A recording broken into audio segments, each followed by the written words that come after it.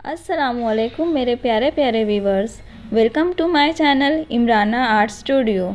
आज हम बनाने जा रहे हैं गुजरात के कच्छ ज़िले की मशहूर आर्ट फॉर्म लिप्पन आर्ट, जो है मेरे स्टाइल में। हमें लिप्पन आर्ट बनाने के लिए जो चीज़ें लगने वाली है वो है MDF board, moulded clay, जेसो, acrylic colours and different shapes of mirror, और फिर साथ ही साथ फेविकोल भी ज़रूर लें। लिप्पन आर्ट सीखने के लिए वीडियो को आखिर तक ज़रूर देखें।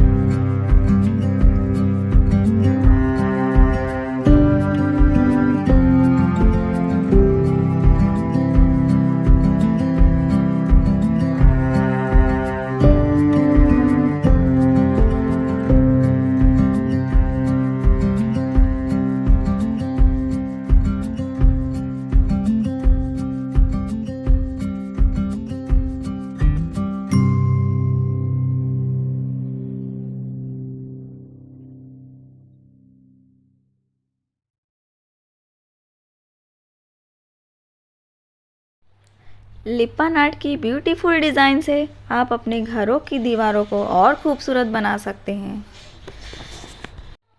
आपको लिप्पन आर्ट की ये वीडियो कैसी लगी कमेंट में ज़रूर बताएं। वीडियो पसंद आए तो लाइक कीजिए, शेयर कीजिए और सब्सक्राइब कीजिए।